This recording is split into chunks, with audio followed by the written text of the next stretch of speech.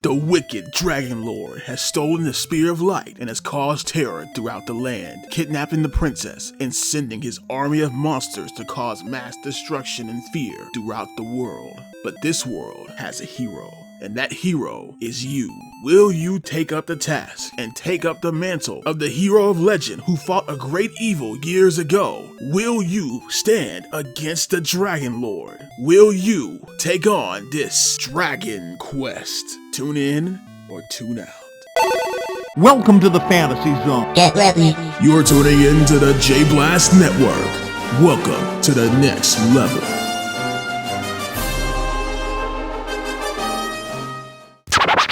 Let's get scratching.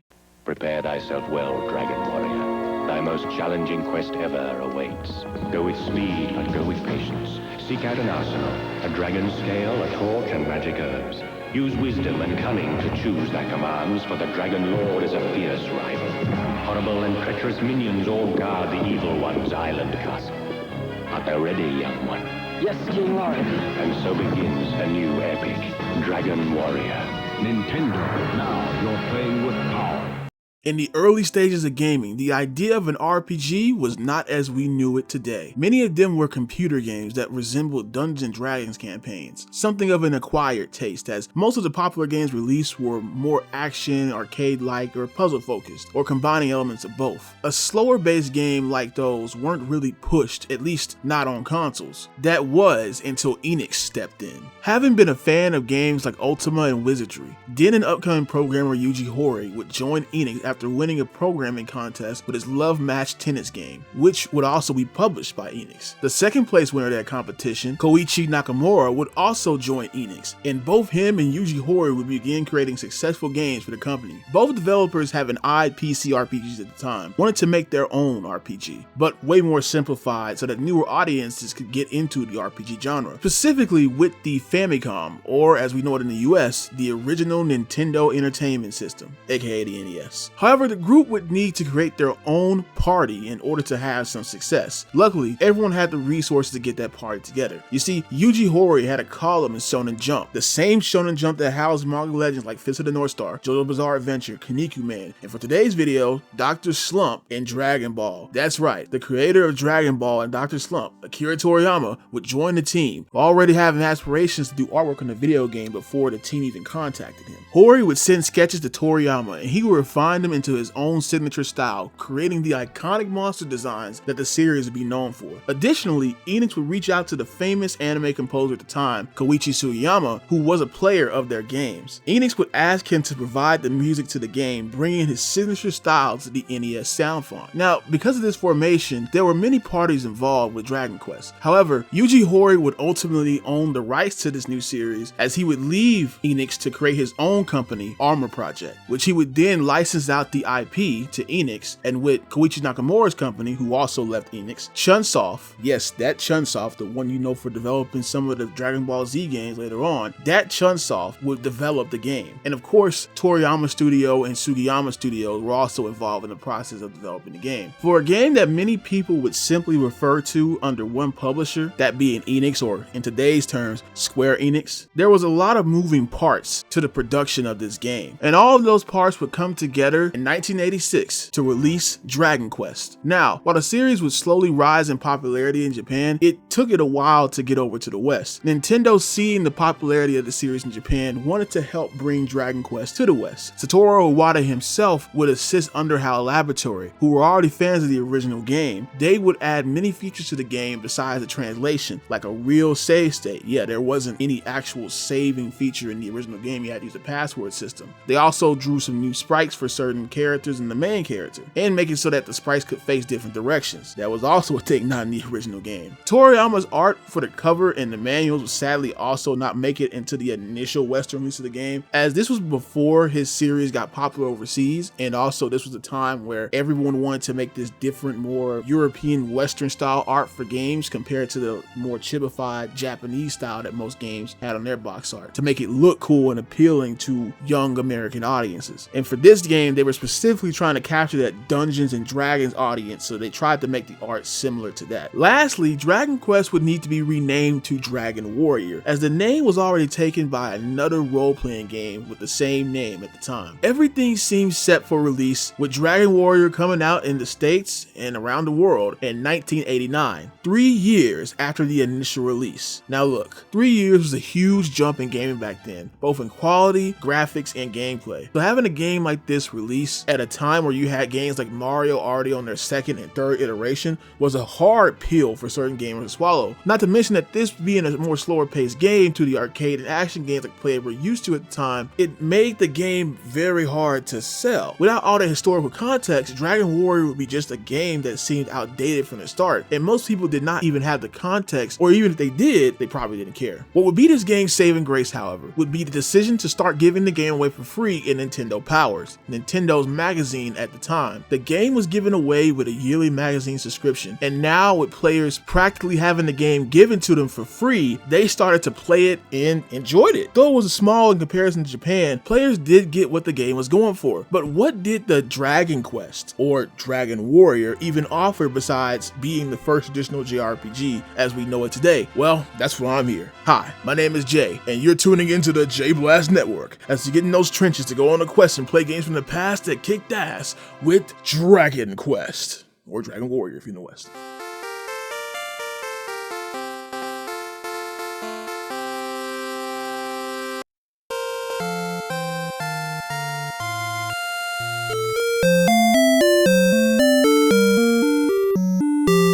As stated in the history section, Dragon Quest was made to be a more simplified version of the PC RPGs at the time, and if you played any of them, you could see from the jump how much easier it was to navigate than those games, in both the graphics display and the menus. However, if this was your first RPG, then you were probably confused still from the start. The funny thing is, I think there are things that would confuse both new players and longtime DQ fans that are coming to this game for the first time. And I mean having to open up the command menu to open a door, or to use stairs, or open a chest. Yeah, that was pretty archaic, but this was a more commonplace thing in those RPGs at the time. Commands were used for everything at times, including movement. At least here you can walk into a giant world on your own, well, as long as you don't run into any strong monsters. And I will say, though the king gives you some money in the beginning, and there is a town near the castle where you can buy weapons and items, it's not enough to make you super strong. So in the beginning of the game, even fighting the most basic enemies is very dangerous. Dragon Quest made you work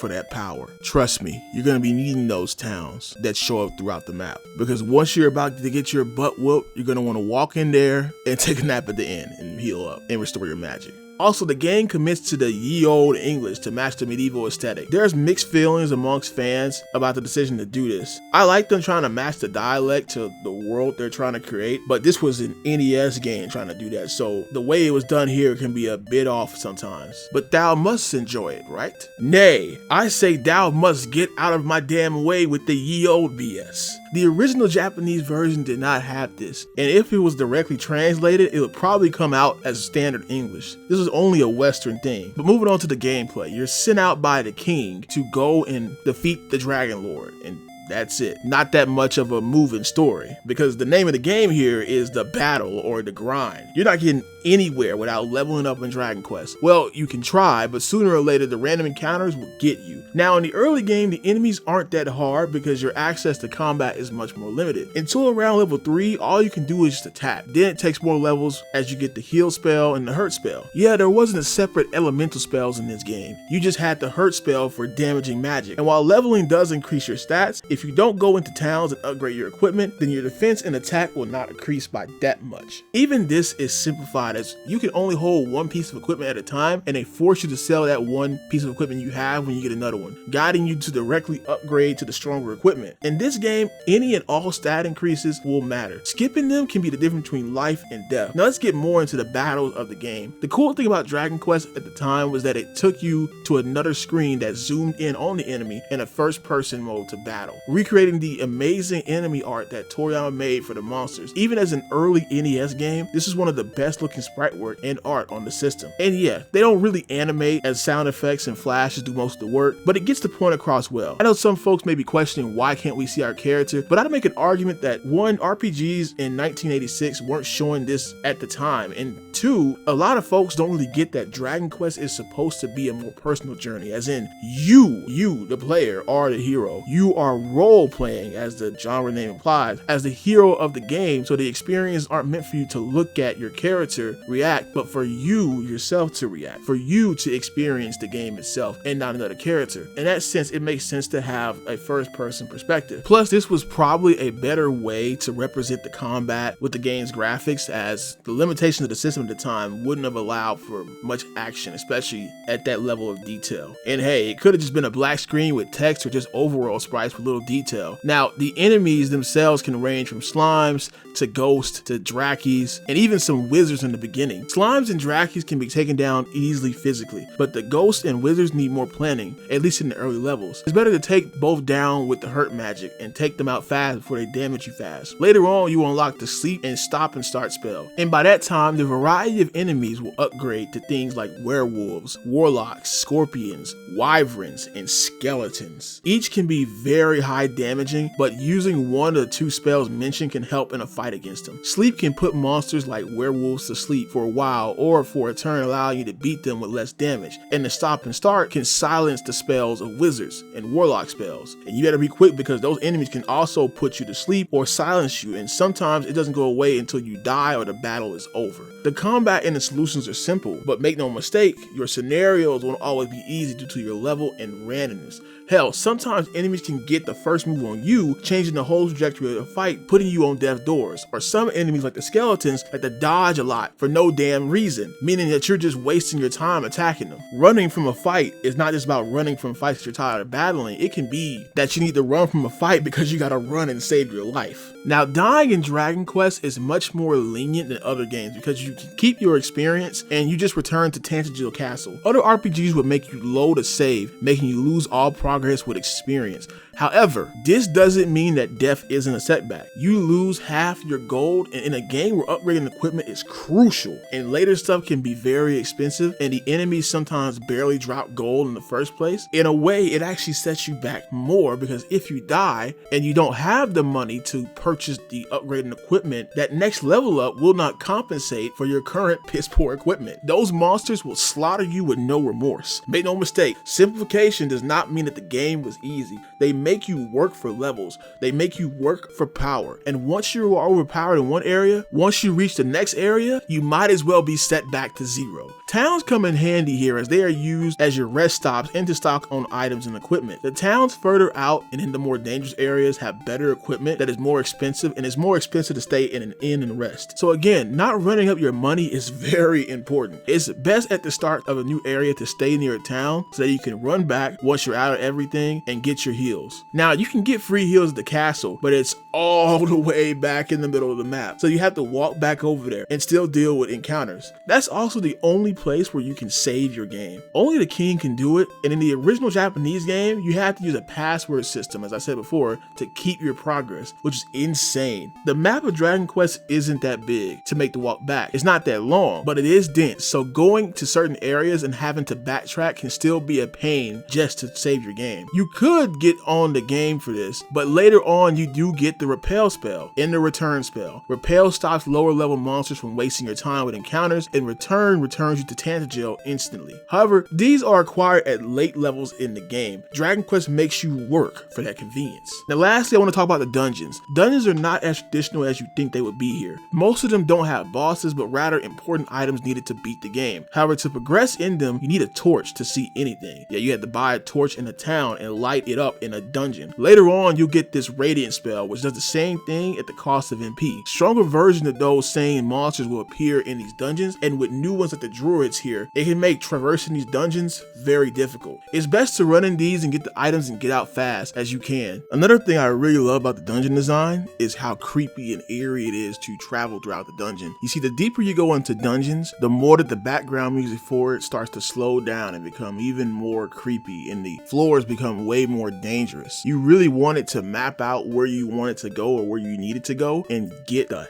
hell out of there, man. Like, I cannot stress enough how dangerous it was to travel in Dragon Quest, let alone try to go into a dungeon and try to get some important item. Even without a boss, there was still this level of like terror, fear, and it's kind of exciting to try to go in those dungeons, run in and get the item and try to run back out before you even get the evac spell. And pretty much when you get that spell, you've already conquered most of the dungeons in the game, and the ones that you need it for, I mean, they're super complicated. So it pretty much becomes an assist rather than a cop-out to avoid the danger of dungeons. And I really love that about the game. Now, I know all this sounds like a nightmare, but the fun of Dragon Quest is not just seeing the rewards of progression, but also testing the limits of your survivability in the areas. Because death can be so easy, it not only makes you prepare for the dungeon or the new area, but it also makes you strategize on how to maneuver it. Levels in the original Dragon Quest felt like levels in a Mario game that needed to be overcome by a new set of monsters so you could now beat the next set of monsters. The game always teases you that in the world you can go anywhere, but monsters just waiting to beat your ass out there are just taunting you. It makes you want to overcome that next challenge so that you can explore more, find more treasure, and get stronger. It may be slower paced, but honestly, what's different between something like this and something like The Legend of Zelda 1? Both are games that have adventure elements where parts of the map, enemies, and dungeons are meant to block your progress until you find upgrades or items or level up in a way. The idea is similar. The main difference is that this is turn-based combat and the other one is real-based or real-time combat, which some may argue that the turn-based combat is better so that you can have more time to really think out your actions versus having to be on the fly with Zelda. What I'm trying to really say with this comparison is that Dragon Quest always had the making of games that surrounded it in 1986, but these types of changes may have not been fully understood or appreciated as the game displayed it to the player. Well, unless they make it free for you to play. Now, exploration and battles are fun and all, but what is the goal of this game?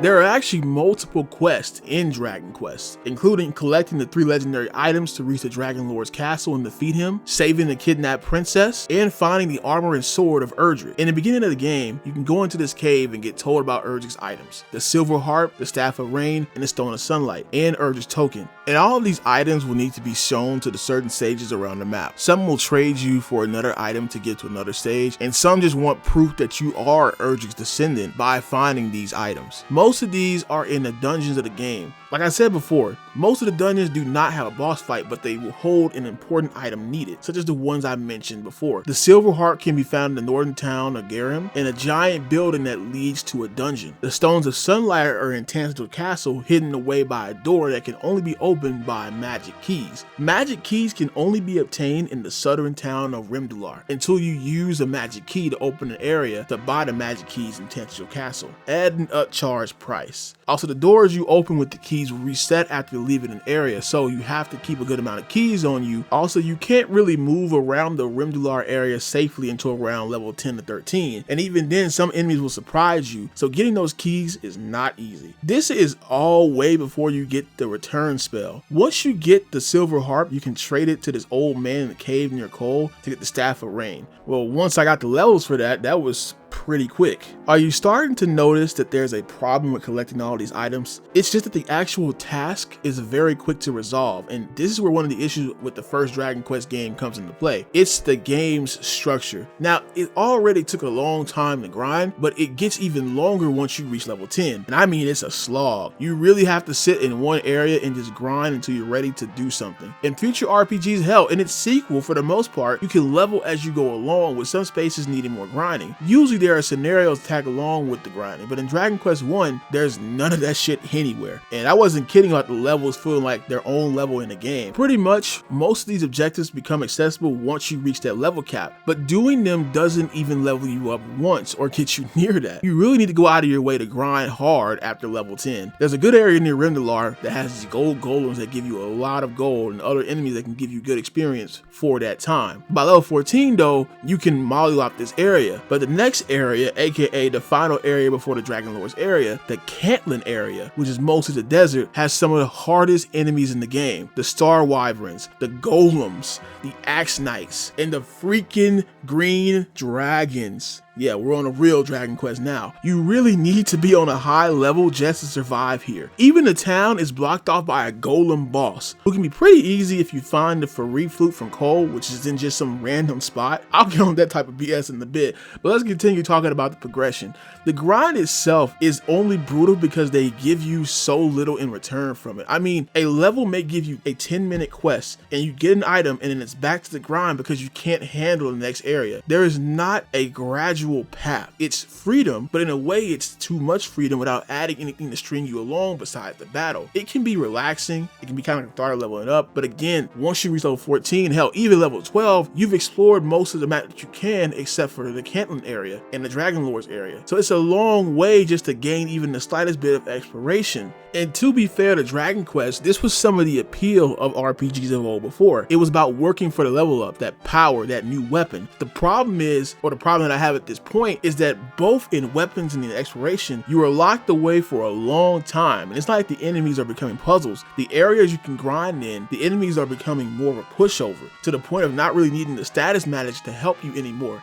as you can just kill them without damaging you. Rimdalar has the best buyable armor in the game, and if you fight enough gold golems or gold men, you'll get that armor quick. It can restore your health every few steps on the overworld. You also should have enough money to get the best sword that you can get at this point, and the shield. So both exploration and quest progression are halted just to level. Even the distance of one level to another is long. It's just the lack of both of those elements in this middle part of the game that can make the grind get tedious. It's not like you're really facing a new challenge as the progression of the levels before, as you would pretty much be able to explore smaller areas one at a time at about 2 to 3 levels. It's more so that the new challenge is just so damn above you that you have to play in the Weenie Hut Juniors until you're capable enough to take one hit from these enemies without having to heal. It can be a slog, and I think this is where the hate for grinding in games like this comes into play. When it feels like everything is paused, even for the capable enemies you fight, it becomes a boring part of the game. But when you are doing it in a long session, it can become unbearable.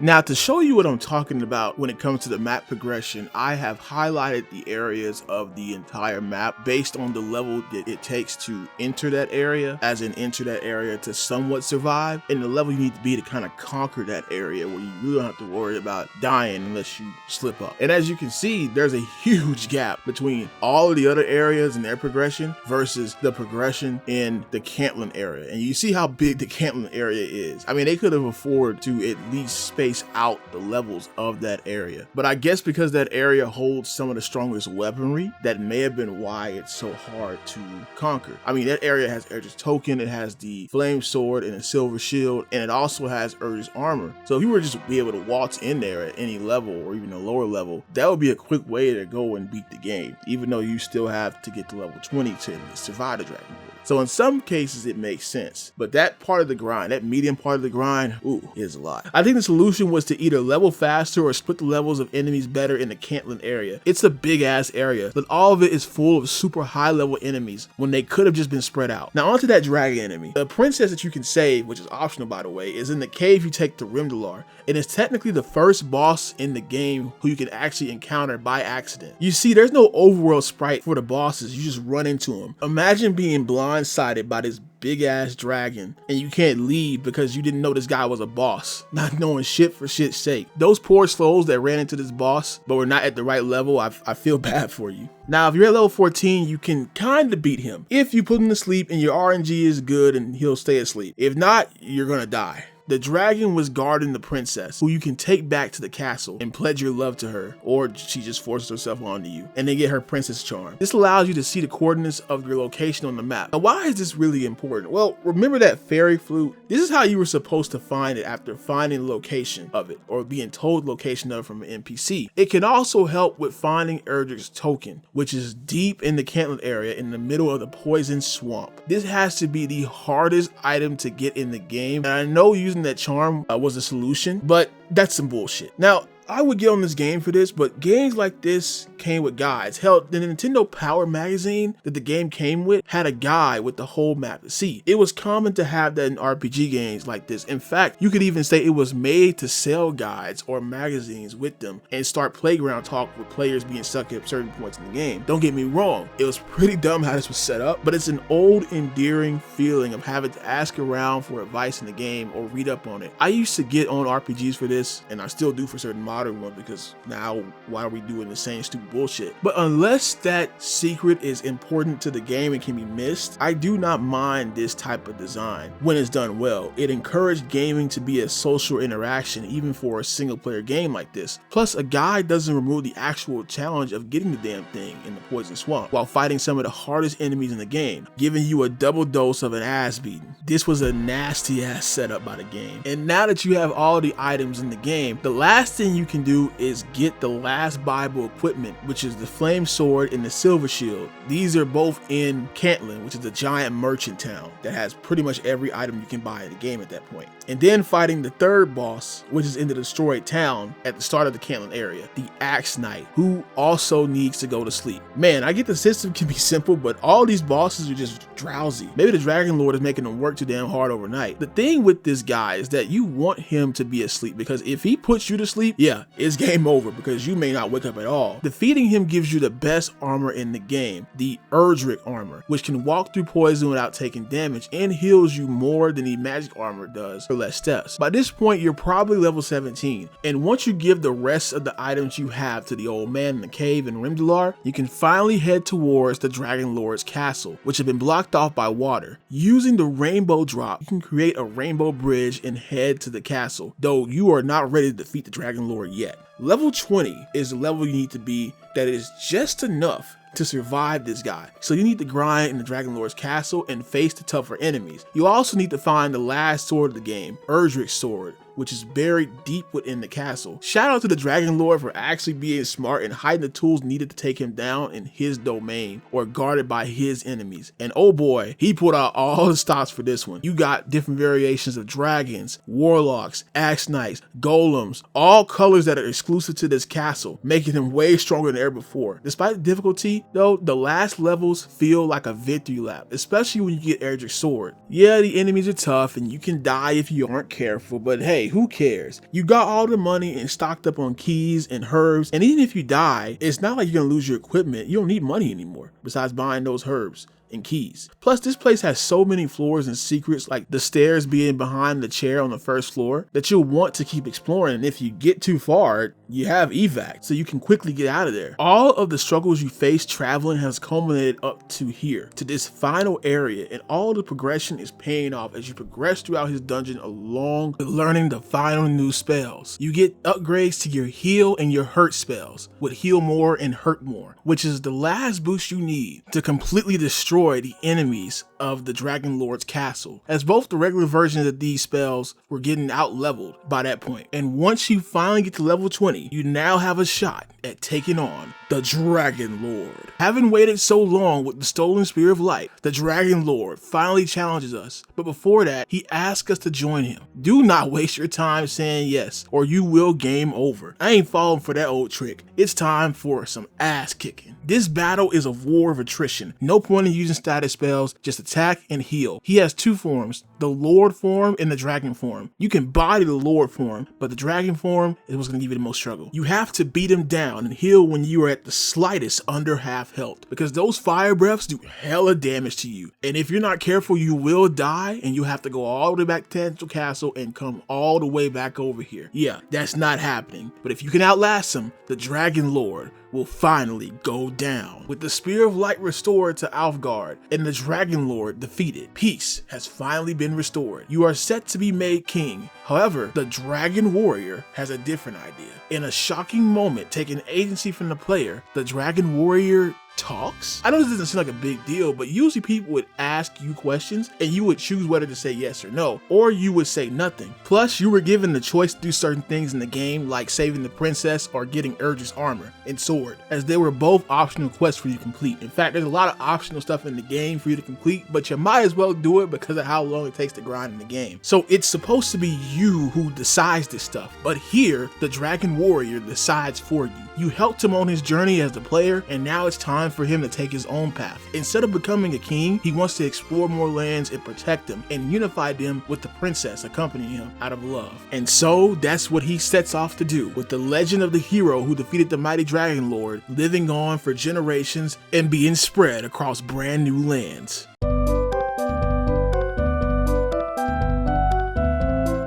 Dragon Quest I would receive many ports over the generations of gaming, with each one trying to enhance the original while keeping to the original style. First up is the Super Nintendo version, or the Super Famicom version, because this is a version we never got over here. Now I'm using the fan translation for it, so all the ye old stuff goes away. This was around a time where Enix was done localizing Dragon Quest games. I really should save more details until the video covering Dragon Quest IV, but because of the eventual late releases of the games on the NES, it led to diminishing returns. The Dragon Quest series was put on hold for this, and localization stopped until Dragon Quest VII in 2001, with Dragon Quest IV or Dragon Warrior 4 being the last game to be localized. And it was only because of the success of RPGs around that time period that we got it brought back. This means we missed out on the original versions of Dragon Quest V, 6, the first remake of 3, and this game, which includes a remake of Dragon Quest II. The early days of Dragon Quest were dark for the West, I'm telling you. Anyway, this version sports new graphics, faster leveling with enemies that give more XP, and more gold compared to the original. Thank God. I know the grind is the point of the game, but this just makes exploration much more accessible from the beginning. The challenge does not go away though. If anything, they've increased it. In the original, everything had their own inventory slot, so you couldn't hold more than one piece of each equipment. In this version, everything takes up inventory space, meaning you now need to manage that instead of just maxing out on one item. Dungeon designs have been changed as well, and certain bosses have been rebalanced, which overall makes the game a much more efficient experience and progression. Don't get it twisted though. This is still the classic Dragon Quest I with some improvements. The freedom in solo play is still there. It just looks and plays a bit better. Now for us in the US, we did eventually get a remake of Dragon Quest I on the Game Boy Color. This port also came bundled with Dragon Quest II and took many of the improvements from the Super Nintendo version or Super Famicom version, along with having new features to accommodate the Game Boy Color, like being able to save on the field since it's a portable title. You get booted straight to the menu in doing this, but at least they knew they could not expect everyone to go back to the save at Tangio on a portable device on the go. Also, there are cutscenes that showcase parts of the story of the game and expand on it, like seeing the princess get kidnapped. I love the style of this game in the cutscenes and the gameplay. It just fits perfectly for a small portable screen of the Game Boy Color. They could have just ported the regular NES graphics over, but decided to do it in this more chibified art style, and it just works when playing on the original Game Boy screen. The backgrounds and battles are simplified though, while the enemies are still as recognizable as they always were. Also, now everything can be done without commands. No more needing to open the menu to open doors, chests, or stairs. This is one of my favorite ways to play the game, and the roaming battles fit perfectly for the Game Boy Color, and especially the portability side of it. Now, there were other ports of Dragon Quest and its versions on different systems like the Wii that never came over here, but there wasn't a real different version until the mobile version came out. And yes, it technically does have all the improvements from the Game Boy Color and Super Nintendo versions, but the problem is, well, just look at it. It looks cheap and feels cheaply animated. I mean, I feel the original graphics fared better in terms of their aesthetics compared to how they did it in this version of the game. On a phone, this is serviceable, but then they ported this version to the Switch and it just looks even worse blown up on the big screen. Just off of looks alone, I feel like this is the worst way to play the original, but for a while in the West, this was the most accessible recently. And it's not really that the gameplay is ruined or anything, it just looks awful, so it's serviceable at best, I guess. This was until we got the latest version of the game, Dragon Quest I and II HD 2D remake. Now, I want to hold off on talking about this version because this version, while keeping to the original spirit of the game, is completely different from the original. The HD 2D games weren't just graphic changes, but reworking of the original games to the point where they can be considered their own unique version. And trust me, I will get to them one day, but not today. Overall, if you want to play the original game and want the best version, I would say you can't go wrong on the Super Nintendo or the Game Boy Color. But this video wasn't about those versions. It was about the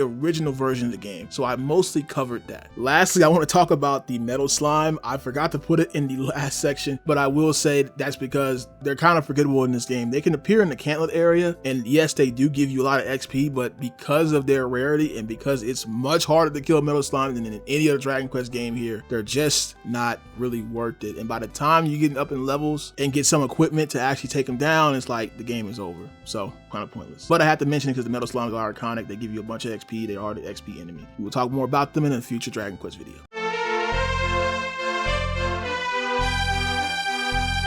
Now, contrary to all the history lessons you hear today about Dragon Quest, the first Dragon Quest game would actually end up being a slow success in Japan, not a fast one. Yes, despite what everyone says about the game selling like crazy from the jump, that technically wasn't true. It also needed a bit of a boost when it first released in its home country, but it definitely got there. As for when we got it, there seems to be a lot of older folk who played this game for free as a kid, but never went further into the series until way later on. While it was a free novelty, Dragon Warrior was still a 1986 game being sold like it was a new game in 1989, in an already niche genre and dealing with more fast-paced games being pushed to the market. On top of that, not too long after, Final Fantasy would release, which you could say was a bit ahead of even Dragon Quest II in some areas, though in Japan, Dragon Quest III would be the more advanced game releasing after. It really was the timing of these games released because we got the better version, we got the save system and the better graphics, but it was still behind at the time. Now, if you think about it in the context of 1986 and just in general in comparison to other computer RPGs at the time, I think the success of Dragon Quest was streamlining the RPG experience in a way that anyone could play it and find it appealing. This comes down to the graphics, the simple equipment upgrading system, the rock paper scissors like system for enemy types, and the magic system. Sure, there were tons of hidden secrets, many of which all needed the use of guides for it to properly find in a reasonable amount of time, but just playing the game was more simple without taking away from the fun of RPGs. I know I got on the grind, but I was mostly talking about how much you could progress at a certain time and how viable certain enemies were for leveling. The grind itself is fun. Going to a new area and barely surviving only to slowly get stronger and see those same attacks eviscerate enemies that were terrorizing you before is so cathartic and can be very addictive. Even when level gaps felt too high, I kept wanting to get stronger. Just one more battle, I could overcome the odds. I could conquer these enemies and conquer this whole area. And when you're finally able to go around the map without worrying about being bullied by some strong enemy or making them run because you're so strong, it feels so rewarding. The work pays off no matter how long or how short it takes to get there. And it's a feeling that some games struggle to replicate even to this day, with balancing the player's freedom and progression and satisfaction over forcing the player to adjust to the rules of the game itself. I feel Dragon Quest I can go into the latter a bit too much, but the system around it is much more welcoming than other games of its type. Easy to hop into and hard to master and overcome. It can come with frustrations and some weariness, but damn it, in the end, it all felt worth it. That being said, unless you're cool with NES games, I would suggest playing the later versions because this is as basic as it comes for a JRPG. But then again, it is the blueprint to them. Even other games try to take popular elements from Dragon Quest and add them to their own game to try to get the same appeal, even if it didn't play like Dragon Quest. Look at Zelda 2 and its overworld to battle transitions. Look at Castlevania 2 and its progression through towns and talking to NPCs. Things you did not do in Castlevania 1 or that you didn't really do in Zelda 1. The reason those elements were taken and were so strong was because it served to expand the exploration of the game's world while challenging players with strong obstacles behind further exploration, forcing players to have no choice but to fight to gain that exploration, that upgrade, that new tool. And that's something that RPGs can provide with its base gameplay compared to others. That's something Dragon Quest was able to package up in a nice bow and give players an idea and understanding of what it was like to not only play but embrace the true nature of RPGs. It is old, but hey, we can't fault it fully for that. And even through the ages, those strong gameplay ideas shine through, even in the roughest of areas. That was the strength of RPGs, the origin of them, and that was what Dragon Quest or Dragon Warrior meant to the world. Thanks for watching. This has been the JayBlastNetwork signing out. And don't forget, don't be a fool, stay off the drugs and stay in school, and don't trust the wooden nickels because we're always hard and never soft. And of course, don't forget, you gotta believe, baby. Yeah. Oh yeah.